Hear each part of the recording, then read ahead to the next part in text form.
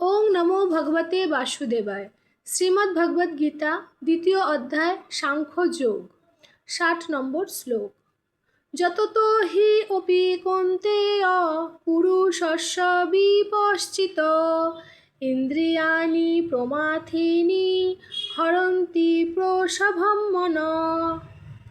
অর্থাৎ, হে কুন্তিপুত্র অর্জুন, ইন্দ্রিয়সমূহ এতই বলবান এবং শক্তিশালী যে তারা এতটাই ক্ষোভ সৃষ্টি করতে পারে, অতি যত্নশীল বিবেকযুক্ত মানুষও তার মনের দ্বারা দুর্বল হয়ে বিষয় অভিমুখ বা ইন্দ্রিয় সুখের প্রতি আকর্ষিত হয়। ভগবান শ্রীকৃষ্ণ এখানে রণক্ষেত্রে অর্জুনকে এই গীতা উপদেশ জ্ঞানের মাধ্যমে আমাদের সকল মানব জাতিকেই গীতার জ্ঞান দান করেছেন।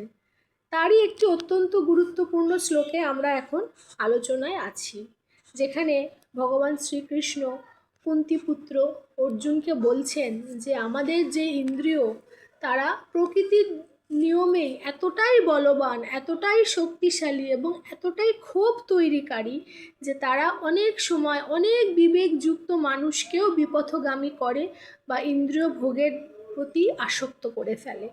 আমরা বিভিন্ন জায়গায় এর উদাহরণ দেখেছি। অনেক মুনি ঋষিরাও এই ইন্দ্রিয়ের প্রভাব থেকে রক্ষা পায়নি। তারা বিভিন্ন সময় বিভিন্ন অপ্সরার দ্বারা তাদের ধ্যান ভঙ্গ হয়েছে, বিভিন্ন ঘটনাবলীর দ্বারা তারা ইন্দ্রিয় সুখের প্রতি আকৃষ্ট হয়েছে।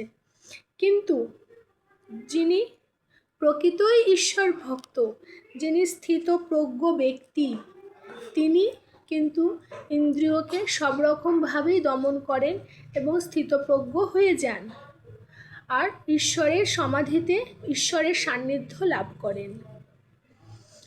ভগবান এখানে আমাদের ইন্দ্রিয়ের যে প্রবল শক্তি এবং তা যে প্রবল ক্ষোভকারী তারই একটি বর্ণনা করেছেন। যে আমরা অনেক সময় স্বর্গের অপ্সরা বা মেনকাদের কাহিনী শুনেছি, ইতিহাসে এরম অনেক ঘটনার উল্লেখ আছে যা অনেক মহান ঋষি মুনিদেরও পদস্খলন করিয়েছেন। তো ভগবান এখানে যেমন একদিকে বলছেন যে ইন্দ্রিয়কে দমন করতে হবে, তেমনই বলছেন ইহা অতি সহজ নয়। ইন্দ্রিয় অত্যন্ত শক্তিশালী, বলবান এবং কখন যে কার পদ স্খলন হবে কেউ জানে না। শ্লোক নম্বর 61। তানি সর্বাণি সংযম্য যুক্ত আশিত মৎপর বশে হি যস্য ইন্দ্রিয়াণি তস্য প্রজ্ঞা প্রতিষ্ঠিতা। অর্থাৎ, যিনি তার এই ইন্দ্রিয়গুলিকে সম্পূর্ণরূপে সংযত করে ভগবানের প্রতি উত্তম ভক্তি পরায়ণা হয়ে ইন্দ্রিয়গুলিকে বশীভূত করেছেন, তিনি স্থিতপ্রজ্ঞ। ভগবান শ্রীকৃষ্ণ পুনরায় এখানে স্থিতপ্রজ্ঞ ব্যক্তির বর্ণনা করেছেন যে এত শক্তিশালী ইন্দ্রিয়গুলির আকাঙ্ক্ষা হলেও আমাদের মনকে সংযত করতেই হবে। ভগবানের প্রতি বিশ্বাস রেখে, তার প্রতি সম্পূর্ণ আস্থা রেখে ইন্দ্রিয়গুলিকে আমাদের বশীভূত করতে হবে।